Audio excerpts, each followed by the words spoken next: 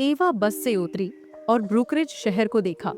घने अंधेरे जंगलों और लुढ़कती पहाड़ियों के बीच बसा यह ऐसा स्थान था जहां घर पुराने थे, सड़कें टूटी हुई थीं और कहानियां कभी फीकी नहीं पड़ती थीं।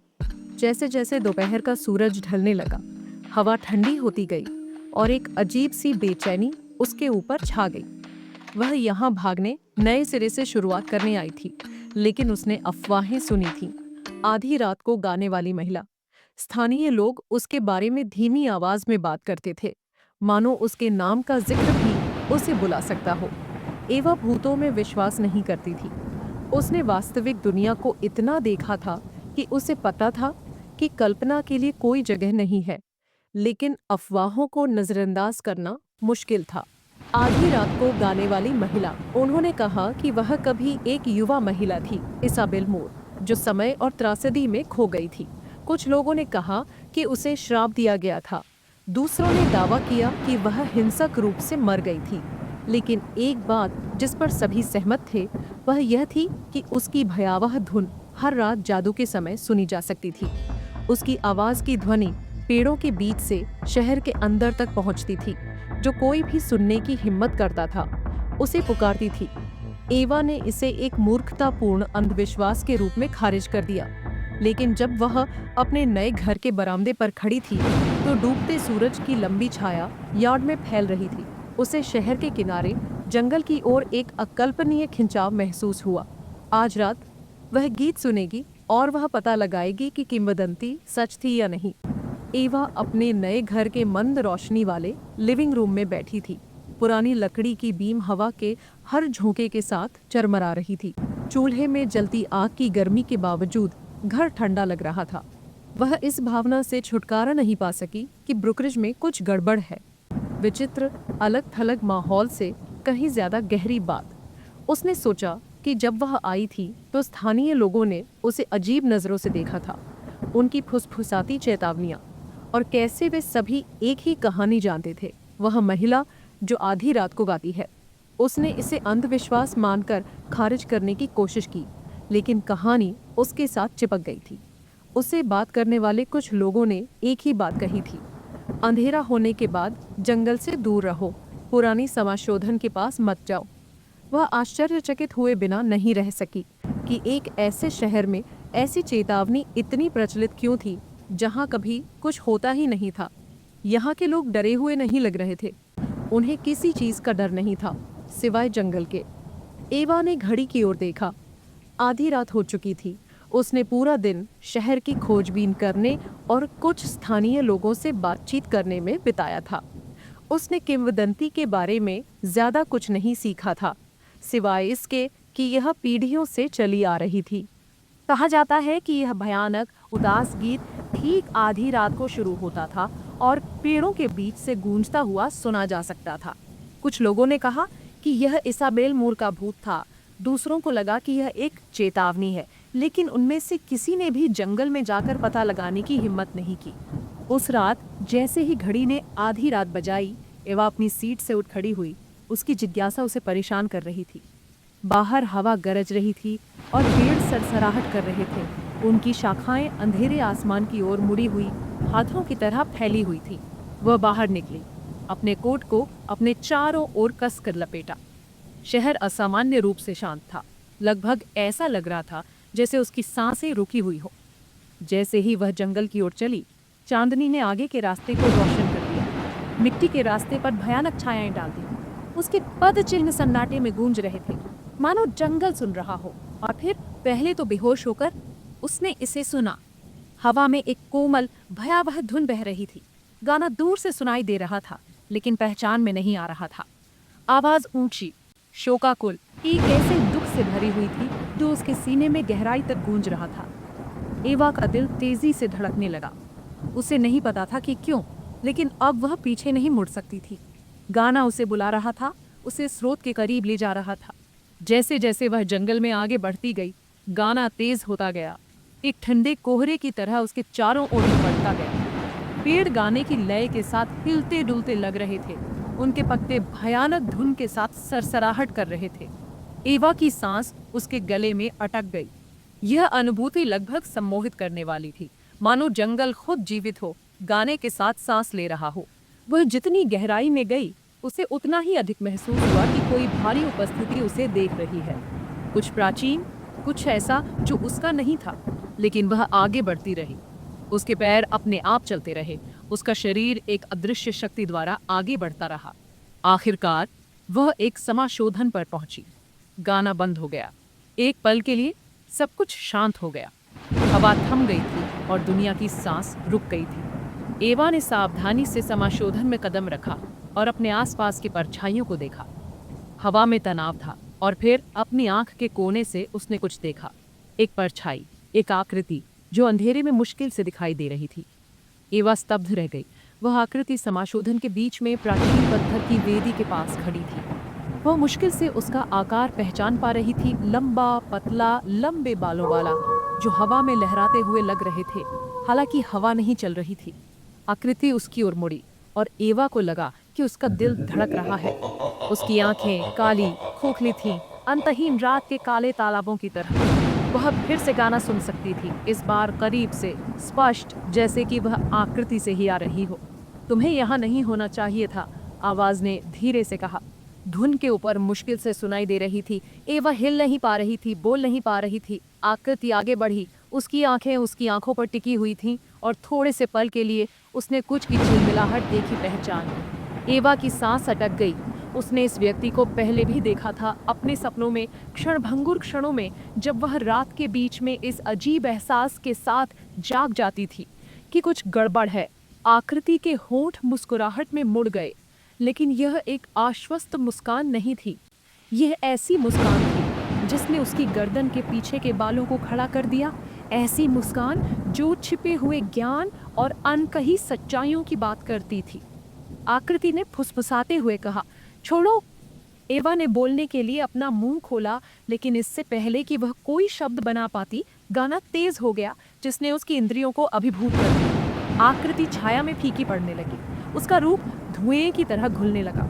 गाना उसके चारों ओर घूम रहा था, जैसे कि वह जीवित हो, और उस पल वह जानती थी उसे जाना होगा या वह कभी जंगल नहीं छोड़ पाएगी। अपनी पूरी ताकत के साथ एवा मुड़ी और भाग गई। जंगल में अंधाधुंध भागती हुई उसका दिल उसकी छाती में धड़क रहा था। गाना उसके पीछे पीछे चला। उसकी मधुर धुन उसके कानों में गूंज रही थी, लेकिन वह पीछे मुड़कर नहीं देख सकती थी। उसकी हिम्मत नहीं हुई। अगली सुबह एवा मुश्किल से सो पाई। पिछली रात की घटनाएं इतनी ज्वलंत, इतनी वास्तविक थीं कि उन्हें सपना नहीं कहा जा सकता था। उसे आधी रात को गाने वाली महिला और उस जंगल के बारे में और जानना था, जो अपनी गहराई में अपने रहस्यों को समेटे हुए था। वह सीधे शहर की लाइब्रेरी की ओर चल पड़ी। उम्मीद थी कि उसे कुछ मिल जाए, कुछ भी जो यह बता सके कि उसने क्या देखा था। अंदर लाइब्रेरी शांत थी, दीवार पर घड़ी की टिक टिक की आवाज को छोड़कर। एवा काउंटर के पास पहुंची, जहां लाइब्रेरियन श्रीमती ग्रिफिन नाम की एक वृद्ध महिला बैठी हुई किताब पढ़ रही थी। एवा के अंदर आते ही उसने ऊपर देखा। उसकी तीखी आंखें थोड़ी सिकुड़ी हुई थीं, जैसे कि उसे पहले से ही पता था कि एवा क्या पूछने वाली है। कुछ खास ढूंढ रही हो? श्रीमती ग्रिफिन ने पूछा। उनकी आवाज़ नरम लेकिन जानकार थी। मैं आधी रात को गाने वाली महिला की किंवदंती के बारे में जानकारी ढूंढ रही हूँ, एवा ने कहा। बेचैनी के बावजूद उसकी आवाज़ स्थिर थी।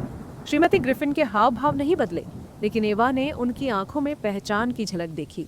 लाइब्रेरियन खड़ा हुआ और उसे लाइब्रेरी के पीछे ले गया, जहां पुरानी किताबें धूल भरी अलमारियों पर रखी थीं। उनमें से कई सालों से अछूती थीं। यह मदद कर सकता है, श्रीमती ग्रिफिन ने कहा, शेल्फ से चमड़े की जिल्द वाली किताब निकालते हुए। यह एक पुराने शहर की पत्रिका है। इसमें ब्रूकरिज के अतीत की कहानियां, मिथक और घटनाएं हैं। उनमें से कुछ दिल के कमजोर लोगों के लिए नहीं है। एवा ने किताब ली और जैसे ही उसने पीले पन्नों को पलटा, उसे इसाबेल मूर के बारे में एक प्रविष्टि मिली। इसाबेल मूर एक युवा महिला थी जो 1 सदी से भी पहले ब्रूकरिज में रहती थी। वह अपनी सुंदरता और अपनी आवाज़ के लिए जानी जाती थी, जो सुनने वाले किसी भी व्यक्ति को मोहित कर सकती थी। लेकिन अफवाहें फैलने लगीं कि इसाबेल कोई साधारण महिला नहीं थी। कुछ लोगों ने दावा किया कि वह एक चुड़ैल थी। दूसरों ने कहा कि उसने अंधेरे बलों के साथ समझौता किया था, और कई लोगों ने फुसफुसाते हुए कहा कि उसके पास अपने गायन के माध्यम से आत्माओं को बुलाने की क्षमता थी। किंवदंती कहती है कि एक दुर्भाग्यपूर्ण रात इसाबेल जंगल के किनारे खड़ी हुई एक शोकपूर्ण गीत गाती हुई पाई गई जो पूरे शहर में गूंज उठा। जो लोग उसके पास गए उन्होंने अजीब दूसरी दुनिया की रोशनी देखी और ऐसी भाषाओं में फुसफुसाहट सुनी जो वे समझ नहीं पाए। शहरवासी भयभीत हो गए और जल्द ही इसाबेल पर जादू टोना करने का आरोप लगाया गया और गुस्साई भीड़ ने उसे जंगल में घसीट लिया। वह फिर कभी नहीं दिखी, लेकिन उसकी आवाज कभी नहीं गई। ऐसा कहा जाता है कि हर साल उसके लापता होने की सालगिरह पर आधी रात को जंगल से इसाबेल का गाना सुना जा सकता है, ठीक वैसे ही जैसे बहुत पहले उस दुर्भाग्यपूर्ण रात को था। कोई नहीं जानता कि वह क्यों गाती है या वह क्या चाहती है, लेकिन सुनने वालों का कहना है कि यह गाना दुख से भरा है और प्रतिशोध से। पढ़ते समय एवा का हाथ कांप उठा। अब उसे समझ में आ गया कि गाना इतना भयावह क्यों था। यह इसाबेल की पुकार थी, मदद के लिए या शायद बदला लेने के लिए। लेकिन सवाल बना रहा, इसाबेल उससे क्या चाहती थी? वह जंगल में क्यों खींची गई थी? और उसके सामने जो रहस्यमयी आकृति प्रकट हुई थी वह कौन थी? एवा ने जितना अधिक रहस्य उजागर किया उतना ही उसे एहसास हुआ कि रहस्य का उत्तर किसी की कल्पना से भी अधिक गहरा हो सकता है। एवा इस भावना से मुक्त नहीं हो पा रही थी कि उसे खुद से कहीं ज्यादा बड़ी चीज में खींचा जा रहा है।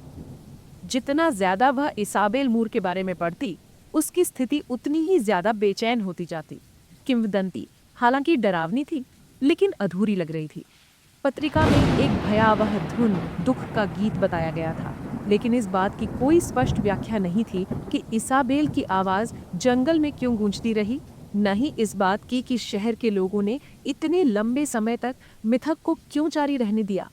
वह अपनी छोटी सी रसोई में बैठी थी, उसके सामने किताब खुली हुई थी और उसे अपने विचारों का भार अपने ऊपर दबा हुआ महसूस हो रहा था। इसाबेल की मौत कैसे हुई थी? क्या उसे सच में मार दिया गया था या कुछ और भी भयानक हुआ था? और उस भयानक गायन और जंगल में देखी गई रहस्यमयी आकृति के बीच क्या संबंध था? यह सवाल उसे परेशान कर रहा था। वह जानती थी कि इसका जवाब जंगल में कहीं छिपा है और वह वापस लौटने के आकर्षण को अनदेखा नहीं कर सकती थी। उसे सच्चाई को उजागर करना था, न केवल अपने लिए बल्कि डर के उसी चक्र में फंसी दूसरी आत्माओं के लिए भी। जैसे ही दीवार पर लगी घड़ी फिर से आधी रात की ओर बढ़ी, एवा खड़ी हो गई। उसका संकल्प और भी दृढ़ हो गया। इस बार वह भागेगी नहीं। रात के समय एवा ब्रूकरिज की सड़कों पर टहल रही थी। हवा ठंडी और ठंडी थी। शहर में अजीब तरह से सन्नाटा था, मानो घर भी अपनी सांस रोके हुए हो। उसने इसाबेल मूर के बारे में कुछ नई जानकारियां सीखी थीं। कैसे उसकी खूबसूरती ने पूरे शहर को मोहित कर लिया था और कैसे उसकी आवाज शांत रातों में सड़कों पर गूंजती थी। शहर के लोगों की इसाबेल के बारे में राय अलग अलग थी। कुछ लोग उसे एक स्थानीय किंवदंती के रूप में देखते थे, जबकि अन्य उसे एक शापित व्यक्ति मानते थे जिस पर जादू टोने का गलत आरोप लगाया गया था। लेकिन जैसे ही एवा एक बार फिर जंगल के पास पहुंची, कुछ अलग था। हवा तेज हो गई थी और पेड़ कराह रहे थे जैसे वे एक लंबी नींद से जाग रहे हों। देखा जा रहा है, ऐसा एहसास पहले से कहीं ज्यादा तीव्र था। गाना, वह दिल को छू लेने वाली धुन हवा में बह रही थी, धीमी लेकिन स्पष्ट। एवा ने हिचकिचाहट के साथ एक गहरी सांस ली और जंगल की ओर जाने वाले कच्चे रास्ते पर कदम रखा। हर कदम के साथ गाना तेज होता जा रहा था, जो उसे कफन की तरह लपेट रहा था। ऐसा लग रहा था मानो जंगल ही जीवित हो, धुन की लय के साथ सांस ले रहा हो। हर पत्ता जो सरसराता था, हर परछाई जो चांदनी में नाचती थी, किसी बड़ी योजना का हिस्सा लगती थी। जैसे जैसे एवा जंगल में अंदर जाती गई, उसे तापमान में गिरावट महसूस हुई। गाना अब और भी स्पष्ट हो गया, अब दूर नहीं बल्कि करीब, लगभग उसके कान में फुसफुसाहट की तरह। उसका दिल जोर से धड़क रहा था, लेकिन वह और जानने की इच्छा से प्रेरित होकर आगे बढ़ती रही। फिर जैसे ही वह समाशोधन के पास पहुंची, गाना बंद हो गया। शांति। एवा जम गई, उसकी गर्दन के पीछे के बाल खड़े हो गए। अब कुछ अलग था। जंगल, जो कभी ध्वनि से जीवंत था, अब मौत की तरह शांत हो गया था। उसने धीरे से अपना सिर घुमाया, छायाओं को स्कैन किया, लेकिन उसे कुछ भी दिखाई नहीं दिया। और फिर प्राचीन पत्थर की वेदी के पीछे से वह आकृति फिर से प्रकट हुई। लंबा पतला आकार अंधेरे से एक छाया की तरह उभरा, जो आकार में बदल गई। एवा की सांस उसके गले में अटक गई, क्योंकि आकृति ने चांदनी में कदम रखा। यह इसाबेल थी, या कम से कम जो कुछ भी उसके पास बचा था। उसके लंबे काले बाल उसके चारों ओर एक अलौकिक बादल की तरह लहरा रहे थे और उसकी आंखें अंधेरे खोखले तालाब थीं जो प्रकाश को निगलती हुई लग रही थीं।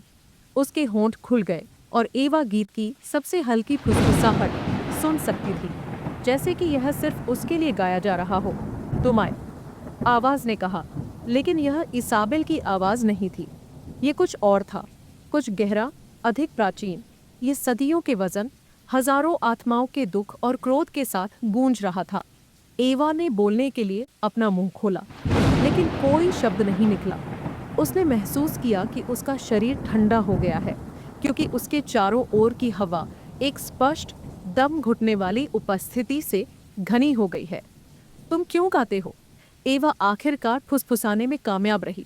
उसकी आवाज कांप रही थी। ईसाबेल, या जो भी यह प्राणी था, ने अपना सिर झुकाया और उसके चेहरे पर जो मुस्कान फैली वह परिचित और अजनबी दोनों थी। गाना फिर से शुरू हुआ। लगभग सम्मोहित करने वाली लय के साथ स्वर ऊपर नीचे हो रहे थे। आकृति करीब आ गई। उसके पैर जंगल के फर्श पर कोई आवाज नहीं कर रहे थे। महिला की आवाज सायरन की पुकार थी। मैं गाती हूँ क्योंकि मैंने कभी रुका नहीं। मैं गाती हूँ क्योंकि मैं आराम नहीं कर सकती। हवा ने मानो शब्दों पर जोर दिया हो। पेड़ कराह रहे हों और हिल रहे हों मानो जवाब में। एवा का दिल उसकी छाती में तेजी से धड़क रहा था। गीत अब सिर्फ एक भयावह धुन नहीं रह गया था, यह मदद के लिए पुकार थी। दर्द की एक प्रतिध्वनि जो जंगल के ताने बाने में फैल गई थी। यह इसाबेल मूर से कहीं ज्यादा पुरानी किसी चीज के लिए पुकार थी, जो इस जमीन से जुड़ी हुई थी। तुम कौन हो? एवा ने पूछा। उसकी आवाज मुश्किल से सुनाई दे रही थी। आकृति की मुस्कान बढ़ गई और वह और भी करीब आ गई। उसकी आंखें एवा से कभी नहीं हटी। मैं वही हूँ जो बची हुई है, उसने कहा। उसकी आवाज अब एक धीमी कर्कश फुसफुसाहट थी। मैं कभी इसाबेल मूर थी, लेकिन मुझे धोखा दिया गया, शहर ने, जमीन ने, और अब मैं इस जगह से बंधी हुई हूँ, इस गीत से। एवा ने एक कदम पीछे हट लिया, लेकिन हवा उसे दबाती हुई लग रही थी। जंगल उसके करीब आ रहा था। वह अपने चारों ओर एक भारी उपस्थिति महसूस कर सकती थी, जैसे कि पेड़ खुद खोए हुए लोगों की आत्माओं से जीवित हों। लेकिन मैं ही क्यों? एवा फुसफुसाई। उसके सीने में घबराहट बढ़ रही थी। आकृति की खोखली आंखें काली पड़ गईं और गीत एक पल के लिए लड़खड़ा गया, जैसे कि उत्तर बोलने के लिए बहुत दर्दनाक था। फिर वह आवाज जो कभी इसाबेल की थी एक बार फिर बदल गई और अधिक ठंडी और अधिक हताश हो गई। क्योंकि तुम्हें सुनना था, तुम्हें आना था। एवा का दिल धड़क उठा। वह समझ नहीं पाई उसे कैसे आना था। वह सिर्फ एक महिला थी जो एक पुरानी किंवदंती पर ठोकर खा गई थी, लेकिन उस पल में सच्चाई उसकी हड्डियों में बसने लगी। यहाँ कुछ और भी चल रहा था। वह इसाबेल की कहानी में सिर्फ एक दर्शक नहीं थी, वह इसका हिस्सा थी। गीत फिर से उठा, इस बार ज्यादा तेज। एवा के चारों ओर तूफान की तरह घूमता हुआ, उसे अंदर तक हिलाता हुआ। उसके पैरों के नीचे की जमीन कांप उठी, क्योंकि उसके आसपास की परछाइयां गहरी और ज्यादा गहरी होती जा रही थी। इसका अंत करने के लिए तुम्हें खुद को गीत में समर्पित करना होगा। ईसाबेल की आवाज गूंजी, जो अब पागलपन की हद तक भर गई थी। केवल तभी अभिशाप टूट सकता है, केवल तभी मैं आराम कर सकती हूँ। एवा लड़खड़ाती हुई पीछे हटी। उसका दिमाग तेजी से चल रहा था। उसे नहीं पता था कि इसका क्या मतलब है, उसे किस तरह के अनुष्ठान में घसीटा जा रहा था। लेकिन एक बात स्पष्ट थी, अगर उसने जल्दी से काम नहीं किया तो वह इस जंगल से कभी जिंदा नहीं निकल पाएगी। एवा की सांसें उथली हो गई थीं। जब वह पीछे हटने की कोशिश कर रही थी, उसके पैर अंधेरे में जड़ों और पत्थरों पर ठोकर खा रहे थे। लेकिन गाना अब पहले से कहीं ज्यादा जोरदार उसका पीछा कर रहा था, जैसे कोई छाया छोड़ने से इनकार कर रही हो। वह इसाबेल की आंखों का वजन अपने ऊपर महसूस कर सकती थी। उसकी मौजूदगी उसे दबा रही थी, उसका दम घोंट रही थी। उसे नहीं पता था कि खुद को गाने के लिए समर्पित करने से आकृति का क्या मतलब था, लेकिन वह जानती थी कि अगर उसने जल्दी ही कार्रवाई नहीं की तो वह जंगल में खो सकती है, जैसे उसके पहले बहुत से लोग खो गए थे। अभिशाप को तोड़ने का कोई तरीका होना चाहिए। दुख के इस अंतहीन चक्र को रोकने का कोई तरीका होना चाहिए। जब वह समाशोधन के किनारे की ओर लड़खड़ाती हुई आगे बढ़ी, तो उसने चांदनी में कुछ चमकता हुआ देखा। एक छोटा जंग लगा खंजर जमीन पर पड़ा था, जो मिट्टी में आधा दबा हुआ था। ये पुराना था, इसके हैंडल पर अजीबोगरीब चिन्ह लगे थे जो जाने पहचाने लग रहे थे। हालांकि वह समझ नहीं पाई कि ऐसा क्यों था। ऐसा लग रहा था जैसे यह उसका इंतजार कर रहा था, इस्तेमाल किए जाने का इंतजार कर रहा था। एवा ने उसे उठाया, उसके हाथ कांप रहे थे। गाना अब और भी तेज हो गया था, उसकी तीव्रता में बहरापन आ गया था। पेड़ कराह उठे और हवा में एक अप्राकृतिक दबाव के साथ घनापन आ गया, मानो जंगल खुद अपनी सांस रोक रहा हो। इसे खत्म करने के लिए तुम्हें खुद को गाने के हवाले कर देना चाहिए। आवाज फिर से गूंजी और इस बार एवा समझ गई। ये सिर्फ गाना सुनने के बारे में नहीं था, ये उसके सामने समर्पण करने के बारे में था, उसका हिस्सा बनने के बारे में। ईसाबेल पर एक आखिरी हताश नजर के साथ एवा ने अपना फैसला किया। एवा ने जंग लगे खंजर को कसकर पकड़ लिया। उसकी ठंडी नुकीली धार उसकी हथेली में चुभ रही थी। गीत तेज होता जा रहा था, पेड़ों के बीच से गूंज रहा था जैसे शापित लोगों का कोरस, और उसके चारों ओर की परछाइयां उसे घेर रही थी, अपने ठंडे आलिंगन से उसका दम घोंट रही थी। ईसाबेल की आकृति नहीं, वह जो भी बन गई थी, समाशोधन के किनारे से थोड़ी दूर पर मंडरा रही थी। उसकी खोखली आंखें इतनी तीव्रता से देख रही थीं कि एवा की त्वचा सिहर उठी। हवा में भय व्याप्त था। जंगल एक अप्राकृतिक ऊर्जा से जीवंत था। ऐसा लग रहा था जैसे समय ही उनके चारों ओर घूम रहा था। सब कुछ एक अपरिहार्य निष्कर्ष की ओर खींच रहा था। एवा का दिल उसकी छाती में धड़क रहा था, क्योंकि भयावह आवाज फिर से गूंज रही थी, उसकी हड्डियों में गूंज रही थी। अपने आप को गीत के हवाले कर दो, यह आग्रह करता था। शब्द दुख और क्रोध से भरे हुए थे, लेकिन एवा को अब यकीन नहीं था कि इसका क्या मतलब है। क्या यह एक शाब्दिक भेंट थी, एक बलिदान, या गीत अपने आप में एक रूपक था, किसी अंधेरे चीज का प्रतीक, कुछ ऐसा जिसे वह समाप्त कर सकती थी अगर वह उसका सामना करने के लिए पर्याप्त साहसी होती। उसके विचार तेजी से आगे बढ़ रहे थे, लेकिन सवालों के लिए अब समय नहीं था। जंगल उसे पत्थर की वेदी की ओर धकेल रहा था, मानो वह उसे उस नियति की ओर बुला रहा हो जिससे वह अब बच नहीं सकती थी। हवा फिर से तेज हो गई, पेड़ों के बीच से गुजर रही थी, और उसने ऊपर छतरी के नीचे मुड़ती हुई छायाओं की हल्की झिलमिलाहट देखी। इसाबेल जो भी बन गई थी, वह केवल अतीत की भूत नहीं थी, वह इस भूमि से बंधी हुई थी, और एवा से। एवा लड़खड़ाती हुई आगे बढ़ी। उसके पैर उसे उस भय की भावना के बावजूद ले जा रहे थे जिसने उसे लगभग लकवाग्रस्त कर दिया था। समाशोधन छोटा हो गया था, छायाएं लंबी हो रही थीं जो उसे वेदी के करीब खींच रही थी। पत्थर उसकी उंगलियों के नीचे ठंडा था जब उसने एक हाथ उस पर रखा। ईसाबेल की आवाज़ फिर से हवा में भर गई, लेकिन इस बार यह अलग थी।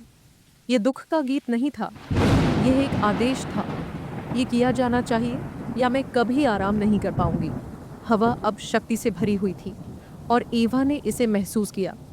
एक दबाव, एक भार जो उसकी इच्छा को झुका रहा था, उसे सुनने के लिए मजबूर कर रहा था। जंग लगा खंजर उसके हाथ में गुनगुना रहा था।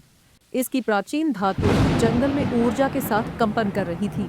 इसके मुठ में उकेरे गए प्रतीक हल्के से चमक रहे थे, मानो वे जीवित हों। वह इसे महसूस कर सकती थी, ईसाबेल की उपस्थिति, किसी पुरानी चीज की उपस्थिति, शहर की पुरानी किंवदंतियों से कहीं ज्यादा गहरी चीज। उसके पैरों के नीचे की धरती कांप रही थी, मानो वह जीवित हो, इंतजार कर रही हो। एवा ने अपनी आंखें बंद कर ली। उसके विचार एकदम साफ थे। अब वह समझ गई थी, यह गीत सिर्फ किसी को इसमें शामिल होने के लिए बुलावा नहीं था, यह एक अभिशाप था, एक शक्तिशाली प्राचीन शक्ति जिसने सदियों से ईसाबेल को जंगल में बांध रखा था। जंगल अपने आप में उन आत्माओं के लिए एक जेल था जो दुख, निराशा और प्रतिशोध के कभी न खत्म होने वाले चक्र में फंसी हुई थी। लेकिन ईसाबेल का गुस्सा बेवजह था। अभिशाप सिर्फ शहर से बदला लेने के बारे में नहीं था, ये किसी और चीज के बारे में था, कुछ ऐसा जो समय के साथ भुला दिया गया था। एवा ने खंजर को और कसकर पकड़ा और ईसाबेल की आकृति की ओर मुड़ी। अब जब वह बोल रही थी तो उसकी आवाज स्थिर थी, जंगल में गूंज रही उस भयावह धुन को तोड़ते हुए। तुम आराम करना चाहती हो, उसने कहा, लेकिन तुम्हें अतीत को भूल जाना होगा। ये गीत ये तुम्हारा उद्धार नहीं है, ये तुम्हारी जेल है, तुम्हारा अभिशाप है। चांद की रोशनी में आकृति टिमटिमा रही थी। पीड़ा और क्रोध का मिश्रण इसाबेल के चेहरे पर घूम रहा था। एवा के पैरों के नीचे की जमीन एक बार फिर कांप उठी और उसके चारों ओर की छायाएं निराशा से लहराने लगी। अतीत को भूल जाओ, एवा ने दोहराया। उसकी आवाज मजबूत थी, अब डर से कांप नहीं रही थी। तुम आजाद हो सकती हो। इसाबेल ने एक आवाज निकाली, एक अमानवीय कर्कश आवाज जो न तो चीख थी और न ही सिसकी। ये पीड़ा की एक कच्ची कर्कश चीख थी जो उनके आसपास की हवा को हिला रही थी। पहली बार उसका आकार लड़खड़ाया, उसकी आंखें टिमटिमा रही थी और एक पल के लिए वह एक बार फिर एक महिला के रूप में दिखाई दी। एक ऐसी महिला जिसे धोखा दिया गया था, जिसने सब कुछ खो दिया था। वह महिला जो कभी दुख में गाती थी, अब अपने ही क्रोध की कैदी बन गई थी। रुक गई। गीत बस एक पल के लिए रुका, फिर से जोर से और अधिक उन्मत्त होने से पहले। लेकिन एवा ने हिम्मत नहीं हारी। वह जानती थी कि उसे क्या करना है। उसने खंजर उठाया और उसे पत्थर की वेदी में घुसा दिया। जिस क्षण ब्लेड वेदी में धंसा, दुनिया रुक गई। गाना अचानक बंद हो गया और जंगल शांत हो गया। उसके पैरों के नीचे की जमीन कांप उठी और एवा का दिल तेजी से धड़कने लगा, क्योंकि उसके चारों ओर की परछाइयां धुएं की तरह टिमटिमा रही थी। इसाबेल की आकृति लड़खड़ाती हुई पीछे हटी। उसका रूप एक फीकी लौ की तरह टिमटिमा रहा था। हवा चटकने लगी और वह प्राचीन ऊर्जा जिसने इसाबेल को जंगल में बांध रखा था, टूटने लगी। एवा निश्चल खड़ी रही। इसाबेल की आकृति को गायब होते हुए उसका पीड़ा भरा रूप रात में विलीन होते हुए देखती रही। परछाइयां उड़ गई, हवा में भार गायब हो गया और जंगल अब उस पर दबाव नहीं डाल रहा था। ऐसा लग रहा था मानो धरती ने सदियों से रोककर रखी हुई सांस छोड़ दी हो। एक समय दुख और लालसा से भरा हुआ गीत अब चला गया था। समाशोधन शांत था। पेड़ जो कभी मुड़े हुए और दमनकारी थे, अब शांत खड़े थे, चाँद की शांत रोशनी में नहाए हुए थे। एवा ने गहरी सांस ली और ब्रुकरिज पहुंचने के बाद पहली बार उसे गहरी शांति का एहसास हुआ। इसाबेल मूर आज़ाद हो गई थी। हम आशा करते हैं आपको ये कहानी और ये वीडियो पसंद आई होगी। अगर आप इसी तरह की और भी वीडियो देखना चाहते हैं तो हमारे चैनल पर जाकर इसी तरह की और भी अच्छी और मनोरंजक वीडियोस को आप देख सकते हैं। और साथ ही साथ आप हमारे चैनल को सब्सक्राइब कर लीजिए, जिससे कि हमारी आने वाली नई नई वीडियो की जानकारी आपको मिलती रहेगी। हमारी इस वीडियो को देखने के लिए आपका बहुत बहुत धन्यवाद। आपसे फिर मिलेंगे अपनी नई वीडियो के साथ। तब तक खुश रहिए और मुस्कुराते रहिए और हमारी वीडियो देखते रहिए।